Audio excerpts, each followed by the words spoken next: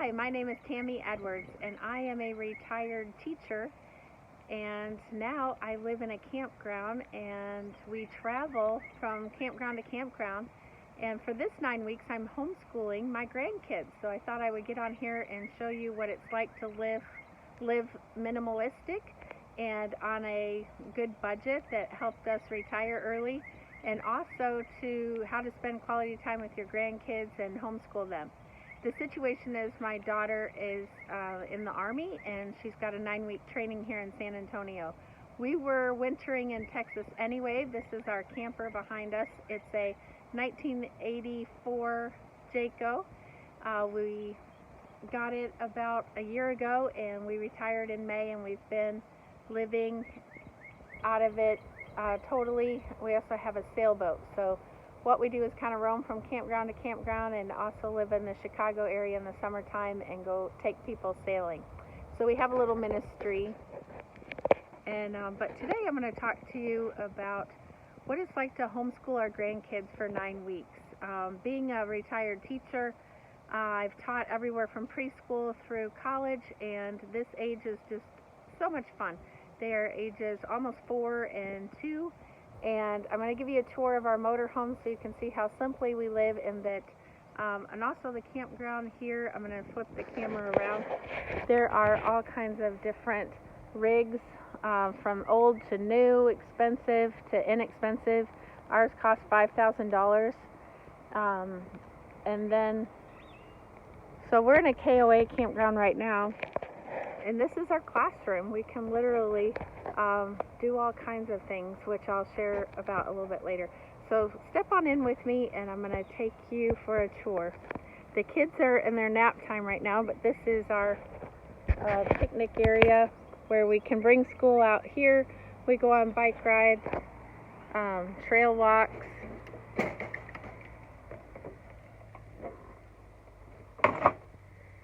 And the homeschool activities are in this box, and I'll go through each one in a few minutes.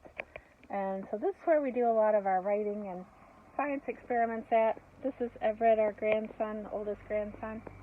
Oliver is back here taking a nap. Now he's sitting up, little man, so cute. Here's our little bathroom, wardrobe closets, kitchen. Here's my husband's wardrobe closet, pantry, refrigerator, our living room, dining room. And there is our storage, and our homeschool stuff is here in this bin in the front seat. So I flip around to get that. We've got somebody new moving in next door, another big rig. All right, I'll be back in a few minutes, and I'll show you all the different stuff that we homeschool with. Hey, this is our grandsons that we are homeschooling. And that's Everett, he's almost 4, and Oliver, he'll be 2 in about 4 more months. And this is the KOA campground in San Antonio. So this is literally our classroom walls are no walls. We've got playground, we've got a nice lounge area inside with a TV and games. In this big hall area, there's all kinds of games, ping pong. We play pickleball in there. We let the kids bat around with their balls and bats and clubs, cornhole, and then there's gaga ball over here. There's bicycle trails, and there's parks and pickleball and basketball and everything you want nearby. There's we took them to the dollar store the other day where they got to earn some quarters and then pick out a toy. They combined their money and paid for the toy, so trying to teach them dollars and cents and counting coins. Okay, the kids are up from their nap right now, and they're out with my husband outside playing in the yard. So I'm going to go over some of the items that we homeschool with and kind of tell you a little bit what our schedule is. But my favorite homeschool piece is probably a dry erase board. With them being little, we try to have them hold pens and markers. I have a whole thing of markers, different kinds, so I have them in sets. And so everything that they write with is in this bin right here.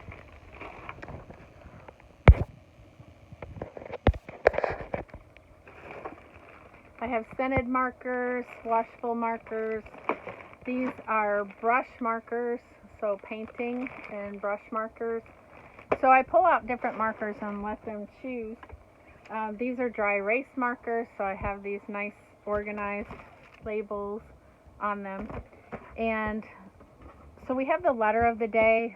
This week is D, and the number, we're up to number 9 because we've doing it for 9 weeks. And so it's hard for them to write, but I practice with them like an alligator, more so the almost 4-year-old. So he pinches it like an alligator, and that seems to work pretty good. But at his stage, I think the more important thing is he can erase with his finger.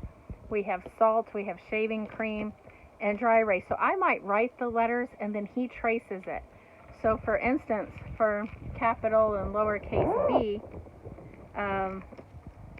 I teach him, you start at the top and go down. And I've noticed at this stage he doesn't want to make a mistake. And a lot of the sheets for preschool, they have to write really small. Well, that's not ideal. So the dry erase board doesn't have any lines or anything, so it's good. And it's better, they have more control with their fingers, so they can just erase, and that works good. I also have highlighters in my package, and that's fun because you can write with yellow, and then they love to mix colors, so then you use blue and it makes green, or you can start with yellow and then they do pink and it makes peachy or orangey colors. So highlighters are really good too. So I have a package of highlighters. And then there's crayons.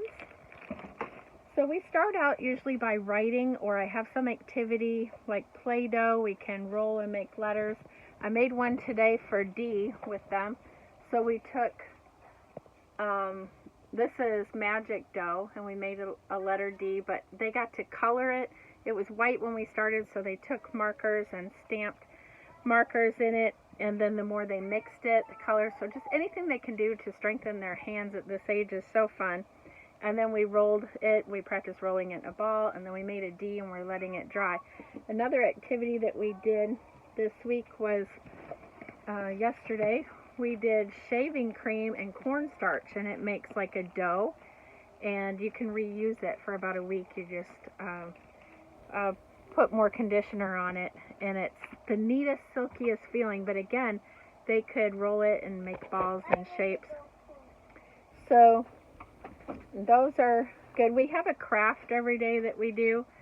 So last week we had the letter B, and we made these paddles for balloons.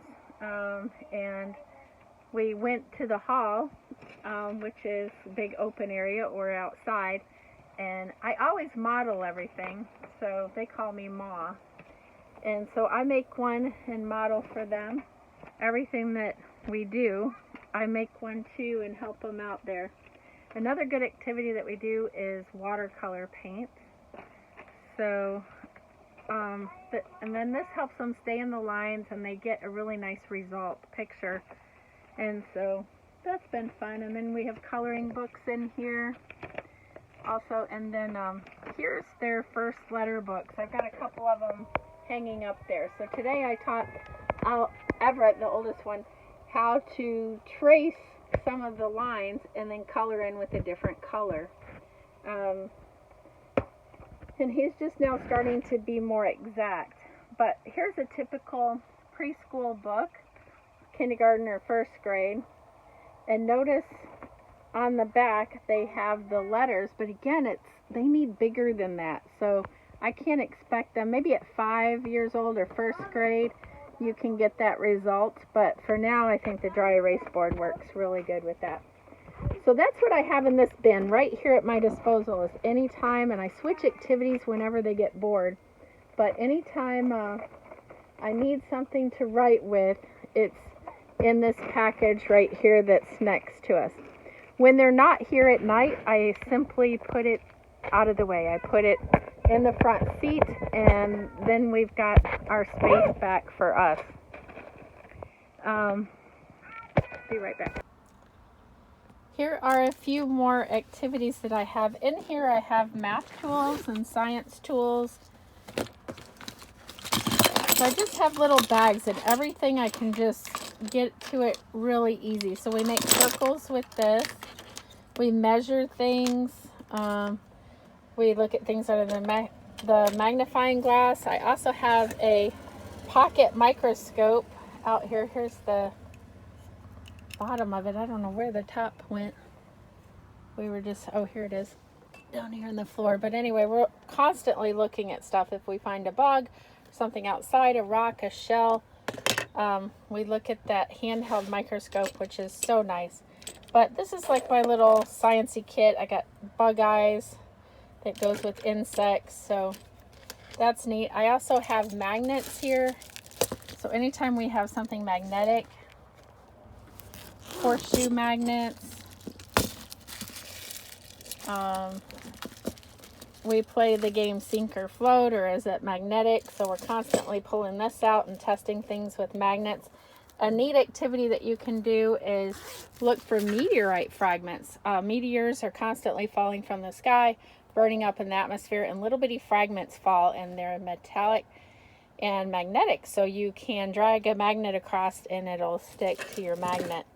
And so that's a fun activity. I have a bag full of the glues and the tape and the scissors at hand, and all these I just keep right here next to me so I can pull those out.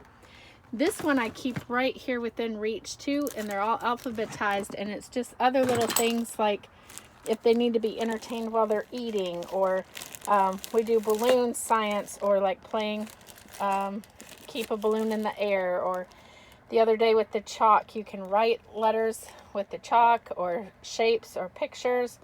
Also, we scraped some chalk with a butter knife into some glue and painted with it, so that's a fun activity.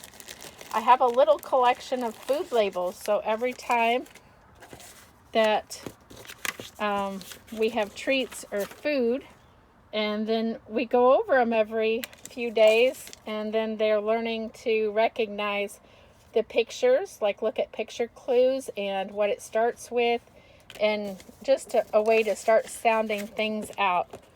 So that's fun. I have index cards in here, and I write words on there. I have googly eyes for crafts. Here I have game pieces for patterns. This is a game called it's Rubik Race, and I don't have the game board. I just took out all the pattern things because we do a lot with patterns with these.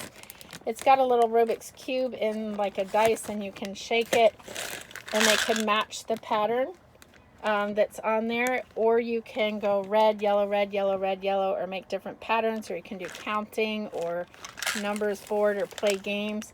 A lot of times I give them pieces and I say, let's make a game. Maybe you could teach me a game. And then I just wait and see what they come up with. And Everett comes up with a good one. Our almost 2-year-old grandson, he just does everything the best he can that his brother does. So he has FOMO, fear of missing out. Here I have rocks and shells. So if I'm doing something with the older one, Oliver just plays right along with us. I've got yarn. So you can measure with yarn. We made a cute little, wrapped it around a toilet paper thing and then cut it and made a little fuzzy guy. The eyes on it are gone now, but had that. Oh. And then I've got these pegs. This is from a game that I have, and it just comes with a bunch of pegs, but he makes candles. We count with them, like when we're doing Play-Doh, he'll make a cake and put these and pretend they're candles. He'll spread them out and do patterns, or we can make numbers and letters with them. So they're just a lot of fun, and I've got some cups there that they can. So I just put these in alphabetical order and put them back when we're done, and then it's just really easy to find everything. And they're all labeled, and that goes right there. And then I've done the same kind of system.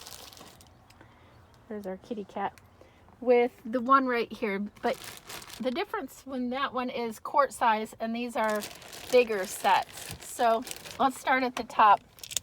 I have sentence strips from the dollar store, and they can trace over with their finger, and I always talk about how to start at the top and move around. And he also is learning to read these words just by sight and also phonetically sounding them out. Mom, dad. So kid, kit. When we were working on K words, R words, here's our names: Pops and Ma, Fun and Fish, Everett, RV, car, van. Things that are familiar to them, dog and cat. So I just add to these. And then these are animals. So we can alphabetize the animals, like which one comes first in the alphabet? Ant or a butterfly. And you can put like a letter line, A, B, C, D, and then they can put it on the number line. Except instead of a number line, it's a letter line. And then I got bingo cards, so just terminology and dry erase. So it's got animals, it's got vehicles. I've collected these from a thrift store, and just a lot of vocabulary, and it's fun. They can draw X's on it or scribble them out, and it just gives them practice with the pen and some vocabulary. I have cards from the dollar store and also Uno cards. We do a lot with the Uno. They can play Uno. They just follow suit. The numbers, I say if you have a blue one or a number, 3, then you can play it, and if not, draw. And he caught on really quick. But here's the other games: Build a Word, Shapes and Colors, Old Maid. These all came from the Dollar Tree. So that's good. This is dice. I love dice. When I get out dice, we play all kinds of games with the dice. You can go on YouTube or just make up your own games, but we roll dice and put them in order. We stack them on top, like all the ones that are a 3, we stack on top and try to make towers of the 3s and the 4s and so on. I have a few cups that they enjoy rolling. I have a spinner in here. So some dice have numbers on them, some have dots. So they're both getting good. Even my almost 2-year-old is getting good at the dice. Knowing it, we're even starting to add them now, and so they move pegs. We have a cribbage board that we play with other adults in the campground, and the kids were curious about it, so we've taught them to roll the dice and move that many number of pegs around, so they're good at that. This is a Guess Who game, so we're beginning to look for characteristics, like put down all the ones that have yellow hair, or so it's a good vocabulary building for both of them, and process of elimination. Play-Doh, of course, every day when they come in the morning when their parents drop them off, I try to have some fun activity out, and Play-Doh is often that, or salt. And we put stuff in the salt. They can make circles. We found an acorn, googly eyes. So we put the salt on pans, and then we reuse it when they're done. Same thing with shaving cream. We put it right on the table, and they draw on the shaving cream. We have a few puzzles that we get out now and then, and help them do the puzzles. And then this phonics activity, you've probably seen it before with the cups, but as we do letters, I add more cups or change it up or add more letters to the cups.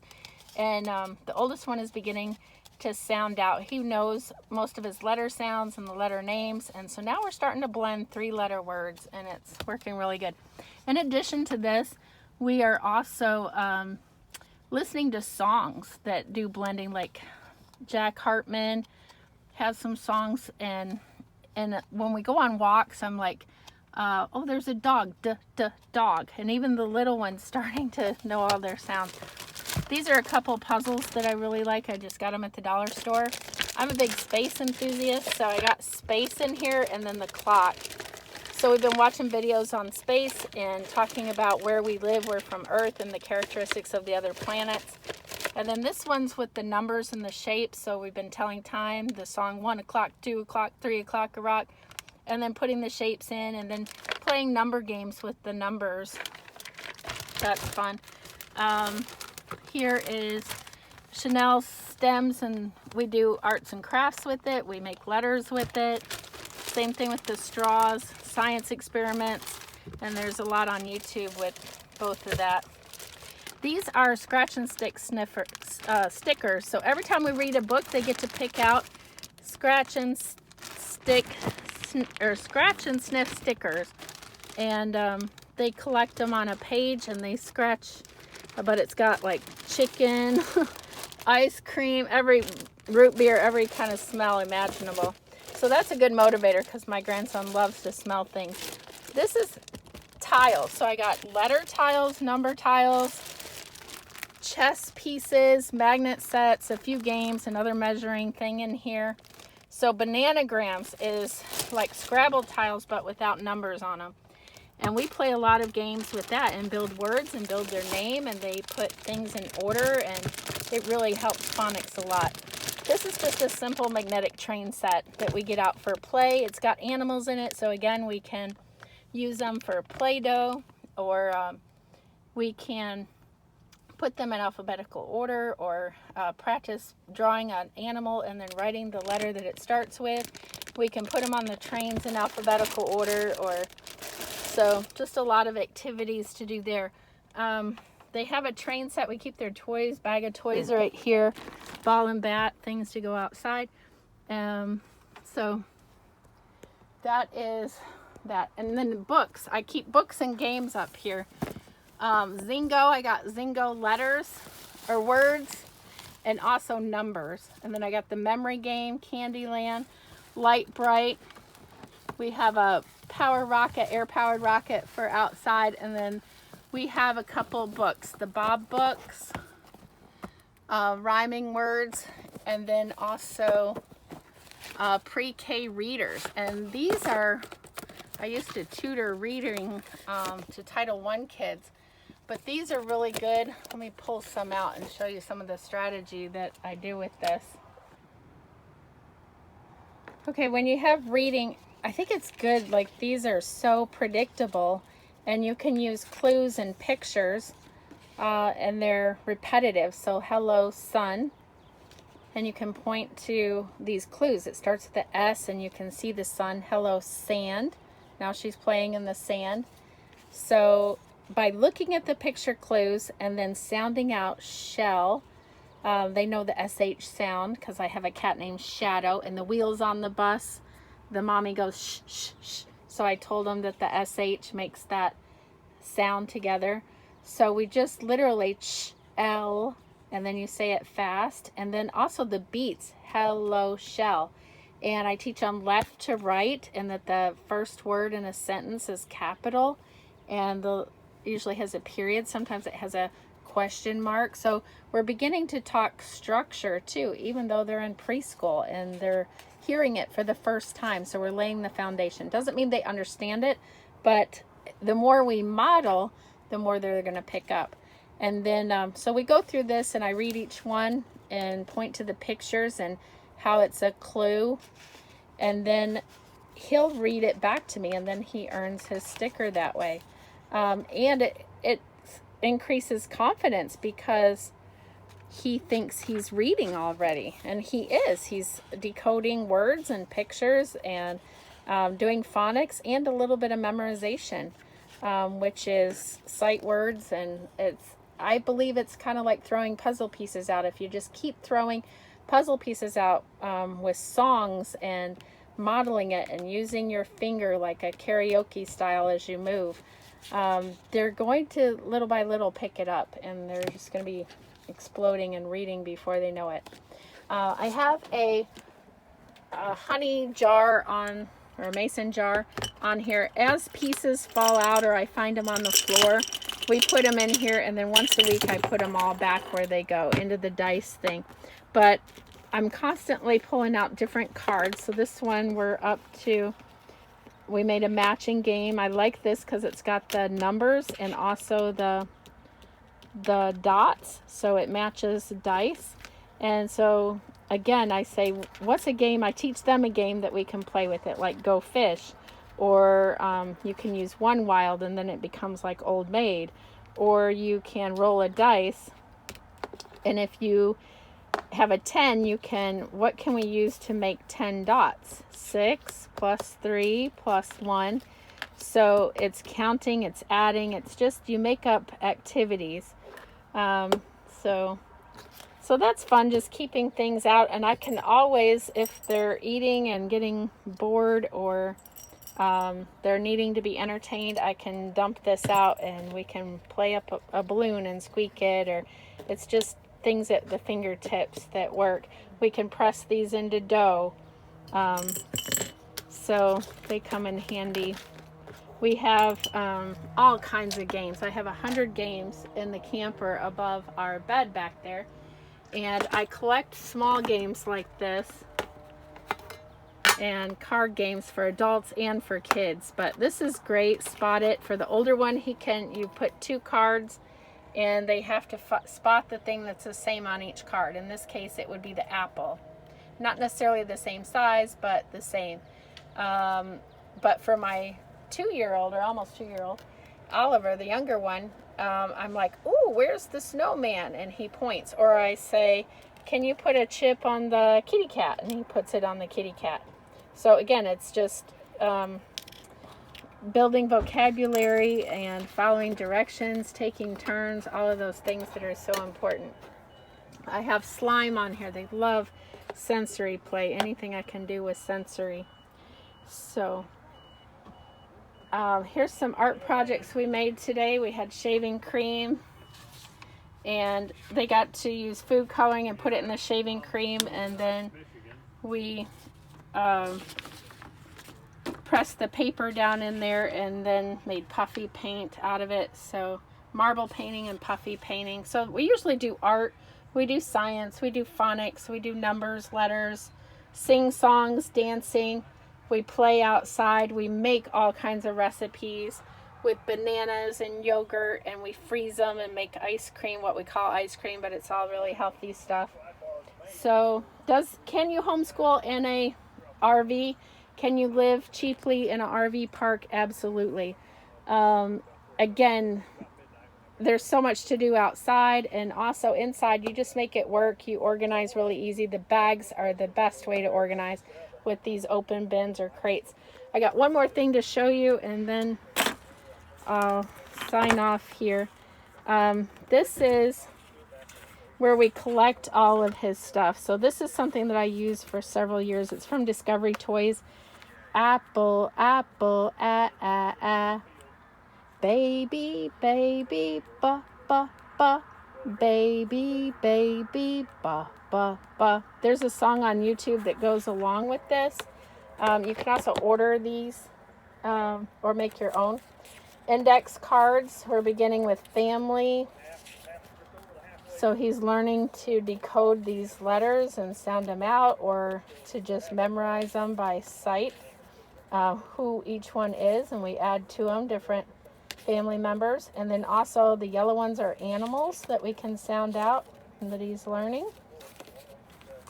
As it comes up, like B-E, I'll give them the rule. When 2 vowels walk together, 2 E's, it makes the long E sound. This one pinches the other one and makes it say his long name. B makes him say his own name. So again, they're not going to master that probably at this age. That's more of a kindergarten thing. This is Sing, Spell, Read, and Write. And it's a fun program that I used 20 years ago to let 30 years ago when I was raising my kids. And now repeating it with the grandkids. It's on YouTube also. And then his mom, before she got called up in the Army, started this program with him. It's a letter of the week, and she just prints out stuff. He made X's. So that's what we've been doing. Here's his D, making stamps and in there. It's also, we're Christians, so it's got some Bible lessons to go with it too, like when we're doing David and King David, apples. So keeping a binder, a portfolio of what they're learning so we can go back and review. There's this frog. On YouTube, it teaches you how to draw a frog step by step, or anything. There's a guy and his kids, a boy and a girl, and you can Google search anything and find him. He's fabulous. So I think I draw a lot and model it for him, and just and then they do what they can do. But here's the little activities. The ones that we're using is motherhoodonadime.com. And it's got 4 days of activities per week. So that's the binder that it all goes in. And really easy preschool. She's probably going to do the same program again, repeat it next year, and just go into more depth. Thank you for watching, and I hope you enjoyed, and there's some fun tips. If you want to know more about RVing and the simple lifestyle and budgeting, we live, it cost us about $150 a month to live in these resort RV parks. It's through Thousand Trails. Journey is the membership that we have, and so I highly recommend that. Search that if you want to live on the road with your kiddos. And we meet a lot of homeschoolers, big families, 6-7 kids that live in a big Class A rig that looks like a bus, and they homeschool during the day, usually from the hours of, 9 to 12, and then they're out fishing and playing, and you just teach your kids all day long. So even though it's more structured, maybe a few hours a day, it's just constantly learning and nature and exploring. And some of these parents, they work remote, so they're on the computer some, and families help out each other and take them to the playground. And it's just, I'd encourage anyone to do it. Grandparents, if you get the opportunity to take your kids a couple days a week and teach them ABCs, 1, 2, 3s, or just anything about creation, and highly recommend it. What a lifestyle, what a blessing. Thank you for listening, and have a wonderful day.